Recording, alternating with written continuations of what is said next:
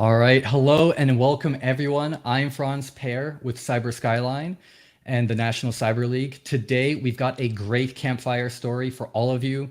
This is the Big Rick, how I rickrolled my high school district and got away with it. Our storyteller today is a longtime NCL player. He started playing NCL in his freshman year of high school. He's now a freshman at the University of Illinois, Urbana-Champaign, where he helps run their SIGPwny cybersecurity club and competes in CTFs with them.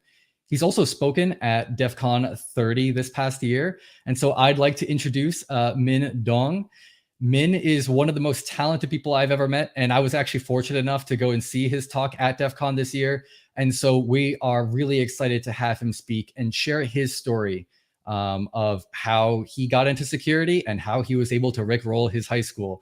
So with that, please take it away, Min. Hello, hi everyone. Yeah, so as Franz mentioned, I've played NCL for quite a long time, since my freshman year of high school, which was spring of 2018. And how I first got started in security, I wasn't initially thinking I would go into security. I was more interested in kind of IT stuff. So when I first came to high school as a freshman, my high school was fortunate enough to have an IT career pathway. So we had like a set of courses that you could follow and learn about information technology and get a potential career out of that. So the first class I joined was computer repair in my freshman year, and I got to meet my wonderful high school teacher and mentor, Mr. Drenth. And it was there that I got introduced to this idea of doing competition for security. This was not NCL. This was actually Star Patriot. And essentially, it was a blue team defense competition. You're given like a virtual machine, and you have the security operating system. And I found it really fun. So I asked Mr. Drenth, "Oh, hey, is there any more competitions that we could possibly do?" And so we found the National Cyber League, and I did it my freshman year, and since then, in my high school my high school, I've been hooked playing NCL. I didn't really do any other CTFs because I didn't really have the time to. But NCL was kind of my go-to in high school for learning about how to do CTFs and various topics and learning about various topics in security. And so I got really interested in security in freshman year, and I was like, oh hey, so what can I do with this knowledge? And obviously, I'm a freshman. I'm 14 years old. I don't really have too much knowledge of ethics, or I didn't really consider ethics.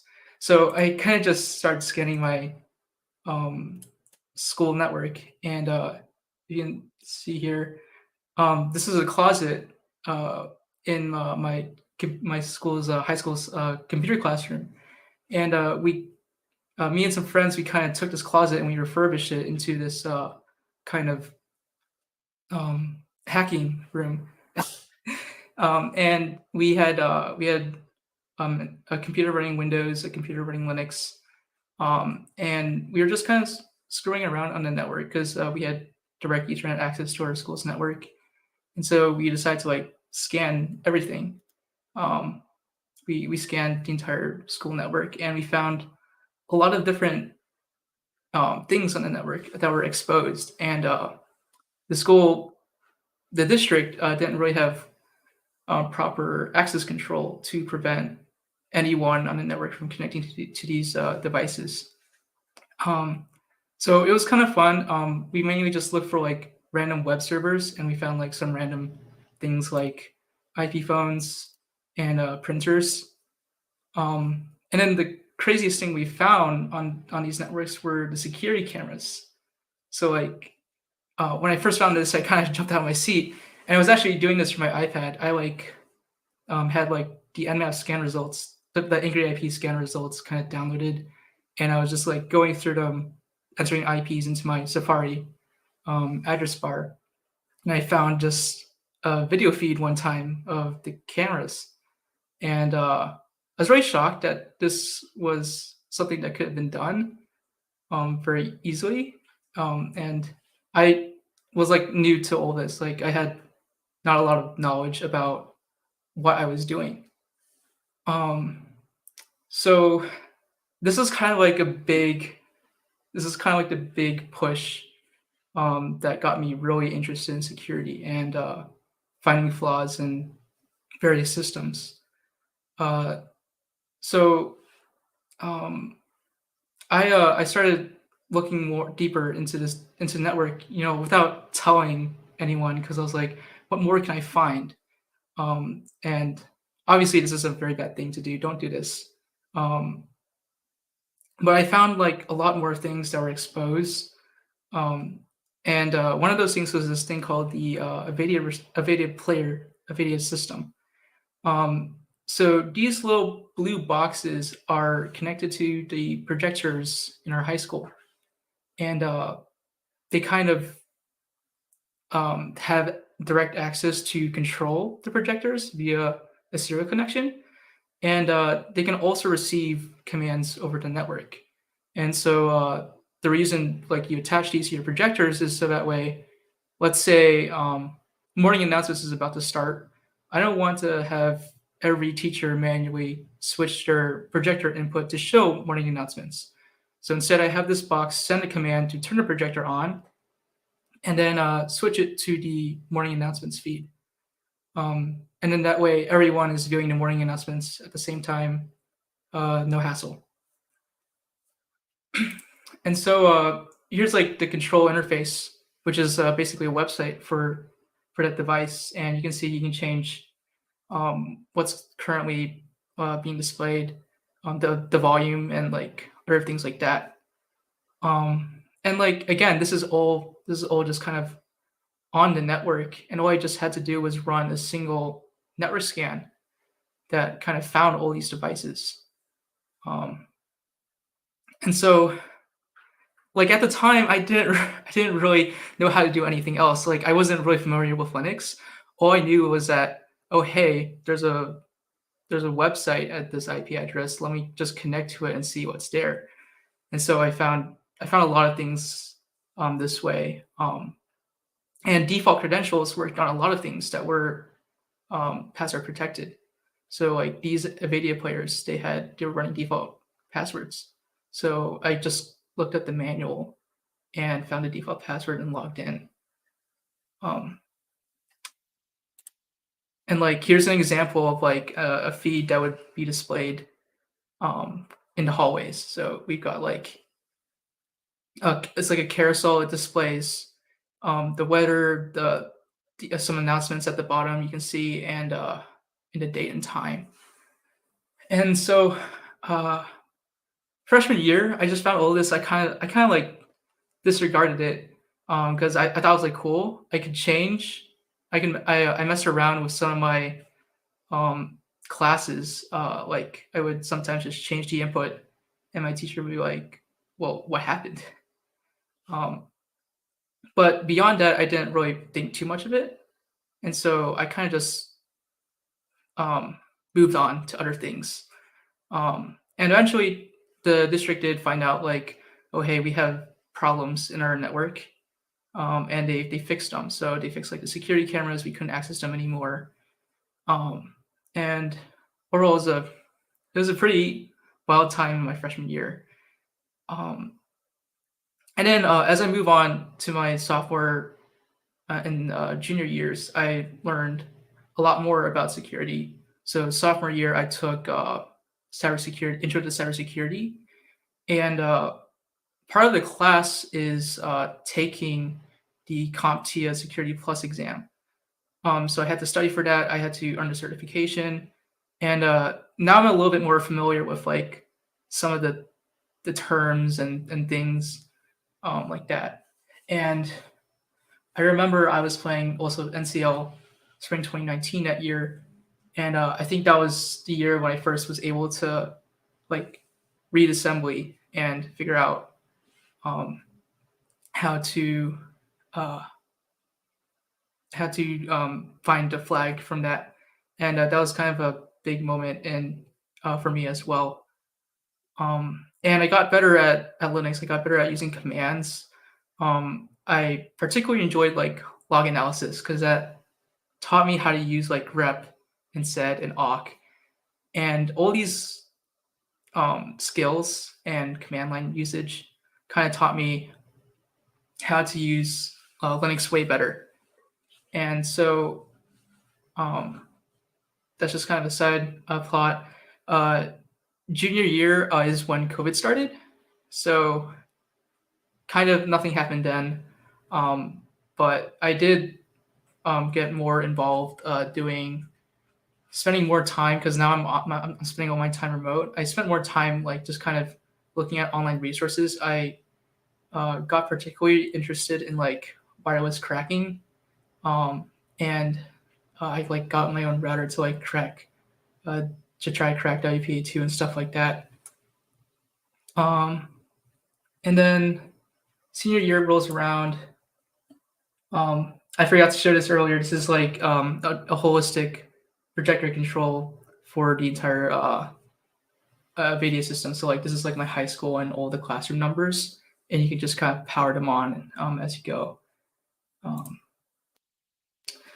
But yeah, as I moved in through my junior year, I started getting interested in more offensive security because like up to this point, I've been doing more blue teaming stuff. So Cyber Patriot, as I said, was defense. You're securing and hardening an operating system, and National Cyber League, although it's more National Cyber League is more generic security skills. It's not necessarily teaching you red teaming or blue teaming, but those skills apply in both cases. But I got more interested in specifically penetration testing because I just thought it was like cool, like to take over a machine. And so I got into like Hack the Box just very briefly, and then I made the decision that I want to invest in this. I want a career in this. So I asked my my teacher if I could perhaps take the OSCP. And the OCP, for those who don't know, is the Offensive Security Certified Professional. And it's a very rigorous course. And for the exam, you're given like 24 hours to successfully hack into a network that they give you. So this is also a very significant investment. It's like over $1,000 to purchase the course. And I was fortunate enough to kind of receive that material. But also it kind of taught me, okay, like the stuff in here is like really, really impactful. And if you don't have any sort of ethics when you're doing this, then you're going to be in really deep trouble because of the impact that these things could have. And so the OSCP course material talked about ethics and making sure to document your steps, because if you don't document, then you kind of are throwing yourself into a hole where if you release something, if you hack something and you don't have documentation to show that you didn't do anything really harmful, then you're kind of in a bad spot. So using my knowledge from OSP, I decided in my senior year, I should try to like look back at some of the things I found on the school network. And maybe this time I can try to find vulnerabilities in a more professional manner and try to report them to my school. And at this point, I also think that I have to do, like I'm a senior now, I have to do a senior prank. So I decided that because I had like access to this Dexterity system, this Avadia system earlier on. I was going to try to attack this, and along the way, I would document what I did and write that in a report. And so part of my access required getting access. Part of my access to do this, I needed access to the internal school network from home. So I used like Chrome Remote Desktop to access my classroom PCs. So these are like a list of all the PC classrooms from Chrome Remote Desktop.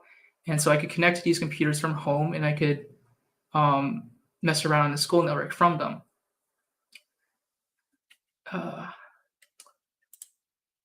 And so like here's an example of me connecting to one of those PCs and kind of messing around. This is actually from a little bit. It's a little bit older, but I kind of use my access to do that. Interestingly enough, you could also access the cameras through the software called Landschool. And Landschool was basically a student-teacher application where the teacher can view whatever the student's running. But if you just have the Landschool teacher program and you run that, then you can view all the screens of all the students.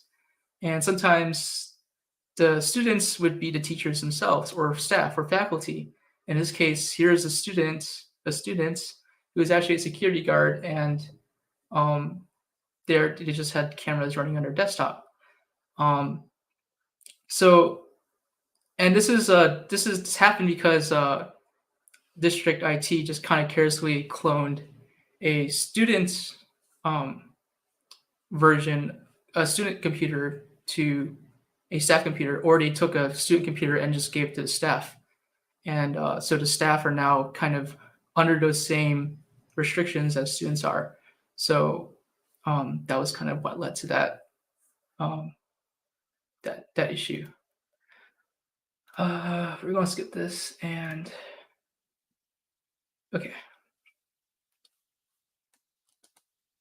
So one of the things that I found in the Avadia system was that you could escalate your privileges to root, and you could do this by exporting a backup of the system, and then you could change some files, such as the shadow file, to change the root password hash and then re-upload it, and then you would effectively be root on the Avadia player system. And so you can kind of continue messing around with that. And I developed basically an exploit to get root on those systems and then propagate across all the receivers in the network because I had access to them. And I basically wrote like a bash script that kind of would program the receiver to do a bunch of things, such as turn on the projector and set the projector to the Rickroll stream. So I basically sent this payload to all those projectors, and essentially I now have a sort of command and control system where from a single server I can send a bunch of connections to all the receivers. The receivers are ready to listen to that, and they can run a sequence of steps which would execute the Rickroll. So let's get past all this. There's a other side tangent where I basically also got access to their bell system. So this is like the bell, like the audio system and all the classrooms, and you could basically change the bell schedule and change what bells were played and what sounds. So I did a Rickroll with that as well. Yeah, this is a little bit too technical, but yeah. And so, as I said, default passwords, they're kind of dangerous.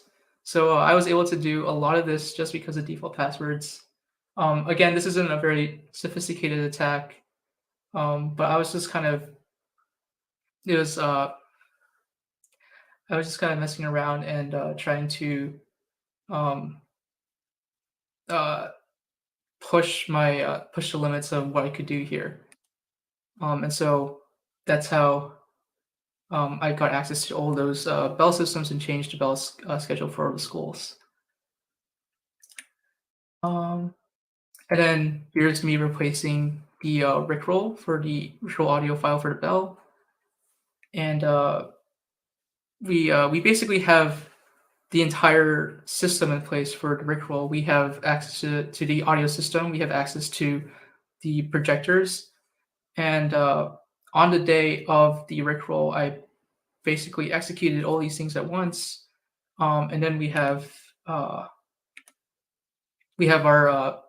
our countdown, and our countdown basically is because I didn't want people to kind of just get up and leave from the classroom as soon as the bell rung, and I wanted to run a Rickroll at a certain time of the day when everyone is walking around and everyone is present at school. So our school had like an A/B lunch system.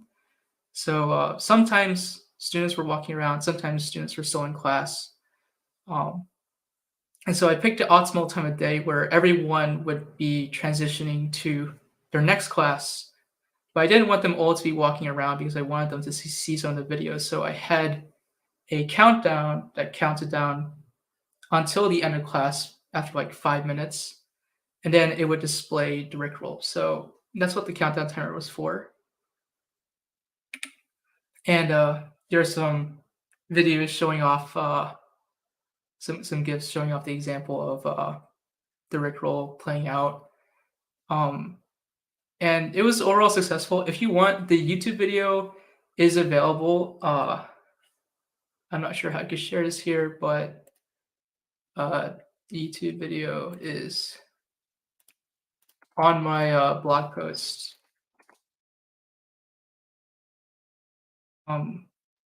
Which can be shared, which you can find. It contains more technical details as well, and also my DEF CON talk is listed on my homepage.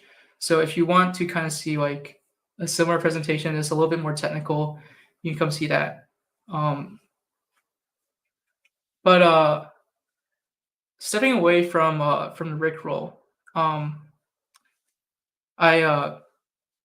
we after that, like everyone had a good time, but the important part was making sure that I sent this my methodology of how I did all this to the district administrators because and for a minute they were panicking because they didn't know what was happening, and for a solid like 2 hours I didn't send them the report because I had 2 segments of Rickrolls.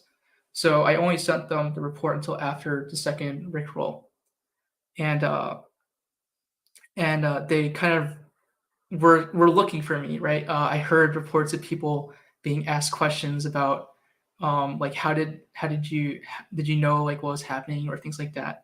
And the moment I sent the report, everything kind of went silent because people they realized, oh hey, we should start looking into these technical problems rather than trying to find the culprit. And the culprit has kind of just given us all this information to fix our problems. And that was kind of the intent. And I did all this anonymously, not because I was like trying to get away with it, but because I didn't want to get like, well, I did want to get away from it, but I didn't want to get expelled. Or at the time, I had an offer to go to UIUC. And I didn't want to get like rescinded or something like that. So I decided the best way to protect myself was to do all this anonymously. And so they started fixing those problems. And then they responded back through our anonymous communication and asked, oh hey, we're glad you did what you did. We're not going to punish you. So if you want, you can come forward and you can talk about these things, these security things with us and help us fix these problems. And we won't like call the police on you or anything or like discipline you. So I did that. And it was a kind of interesting debrief. all the here's another video of that. It's another video of the Rickroll. It's a teacher. But I'm sorry. So here's the email where they announced me where they sent us where they tried to ask us about the running a debrief with them. And so we thought about it for a bit and we said yes. And here was the kind of the debrief meeting. We had every one of the district tech leads at each of the schools in the call, and it was really nerve-wracking. But I kind of give somewhat of a similar talk to what I did at DEF CON about all the technical issues, and I also had like a checklist of things that they could do to fix all those things. And so they asked a lot of questions. It went on for like about an hour. And it was overall really productive. I got to see some familiar faces because I've talked to them in the past, and they kind of laughed because they kind of sort of expected to see me. Well, they kind of were not surprised to see me there. So I guess in the sense that the downside of doing those security classes is that they kind of know who's technically skilled to do these kind of things. And yeah, so it was very productive. And then later on, we kind of worked with them to set secure ACLs to prevent access from things on the network. And so that was like a really like defining experience for me because I essentially did a proper pen test.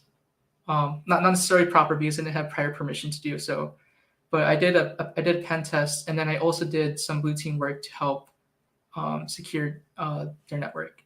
So this was a really awesome experience for me. I don't think anything could replicate that through competition or anything else like that. But I got to this point because of the resources I had to learn. So if you're interested in information security, like doing competitions is by far, in my opinion, the best way to get experience because these competitions kind of teach you the skills to the practical skills to actually perform like security tests.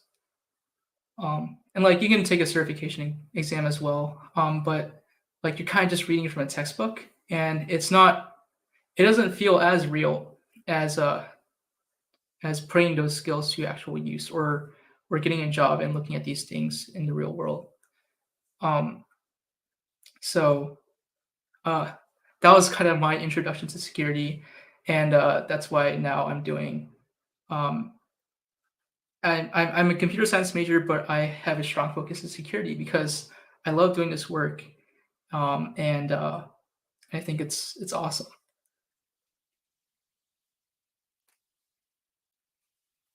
All right. Thank you very much, Min. I've got a couple of questions for you. Yeah. I really want to know, as you were going through this whole process, were you worried that one day you'd get like called to the principal's office and get in Oh trouble? no, yeah, 100%. So actually, the original person who recorded the video was my younger brother, who's a year younger than me. So he was a grade lower. And they found out who he was just kind of by watching the video, figuring out who the teacher was and where he sat.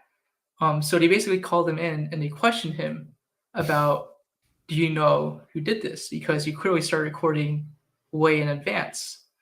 And he came up with some kind of dumb response like, I heard about it from this friend group that this was going to happen. And but no, I was scared that was going to happen. I was scared before I started running the actual Rickroll, right? Like, because during this entire process, I had to continuously scan the network and do tests of the Rickroll. So I had to kind of run trial exploits on a small subset of projectors to make sure they worked.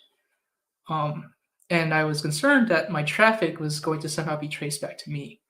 Hmm. Of course, that's probably harder to do when the connection is remote because I was remotely connecting over the internet through this. Um, but yeah, no, I was definitely concerned about just getting called down one day and then it would all be over. Um, but at the same time, I was still properly documenting everything I did. So if I was trying to be held legally accountable for these kind of things, I probably would still get into a lot of legal trouble. But my intent is a little bit, not as malicious as like some sort of external threat actor that's trying to like steal bank account information or something like that. Hmm. Yeah, it's all for the senior prank. It's a little bit of a different Yeah, different risk. Uh, yeah, and and it sounds like you must have had to deal with so many different systems. Like as you're flipping through those photos, I'm like, that's a different device, that's a different device, that's a different device. Did you just end up having to read like the manuals and the specs for all those devices, or how did you actually figure out how to like interact with them and find the vulnerabilities in some of them? yeah. So funnily enough, like the land school thing is actually something I learned about in middle school because we had land school on those devices.